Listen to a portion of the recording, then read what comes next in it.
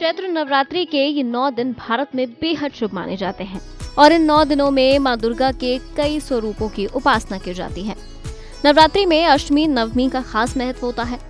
अष्टमी के दिन महागौरी और नवमी के दिन सिद्धिदात्री माँ की पूजा की जाती है। अष्टमी और नवमी दोनों दिन कन्या पूजन करना विशेष फलदायी माना जाता है। कहते हैं कि कन्या पूजन के बाद ही भक्तों को 9 दिन की पूजा पाठ का और उपवास का फल मिलता है। इसमें 2 से 11 साल की बच्चियों की पूजा की जाती है। माना जाता है कि अलग अलग रूप की कन्या देवी के अलग अलग स्वरूप को दर्शाते हैं, लेकिन हिंदी कैलेंडर के हिसाब से तिथियां अलग हो जाती हैं और हमेशा ही ये कंफ्यूजन रहता है कि अष्टमी और नवमी की पूजा कब करनी है। तो चलिए आपको बताते हैं अष्टमी नवमी की तिथि और शुभ मुहूर्त क्या है। अष्टमी तिथि 9 अप्रैल शनिवार के दिन पड़ रही है। इसे दुर्गा अष्टमी भी कहते हैं। अष्टमी की शुरुआत 4 अप्रैल को रात 11:05 से हो रही है।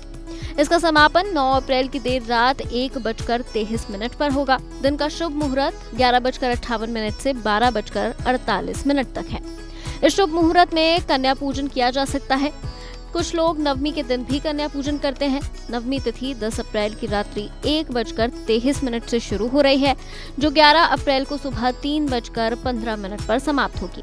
इस दिन रवि पुष्य योग, रवि योग और सर्वार्थ सिद्धि योग पूरे दिन है, इसीलिए इस दिन सुबह से ही कन्या पूजन किया जा सकता है। अष्टमी और नवमी की पूजा करते वक्त किन किन बातों का ध्यान रखना चाहिए, ये भी आपको बता देते हैं। इन दोनों दिन सूर्योदय से पहले उठें। अगर आप व्रत नहीं भी करते हैं तो भी उठकर स्नान जरूर करें। पूजा करें। पूजा के लिए साफ कपड़े पहने। इस दिन शुभ मुहूर्त में ही पूजा करने का प्रयास करें। संधि काल का समय दुर्गा पूजा के लिए सबसे शुभ माना जाता है। संधि काल के समय 108 दीपक जलाएं। इन दोनों में से किसी भी एक दिन हवन जरूर करें। अगर आपने नवरात्रि के पूरे व्रत रखे हैं तो आखिरी दिन किसी भी तरह की हड़बड़ी ना दिखाएं। कई लोग अष्टमी की रात 12 बजते ही व्रत पारण कर लेते हैं, लेकिन इससे गलत माना जाता है।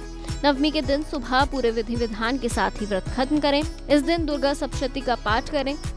इसके बाद पूरे विधि विधान से हवन करें और कन्याओं को भोजन कराने के बाद इसका समापन करें।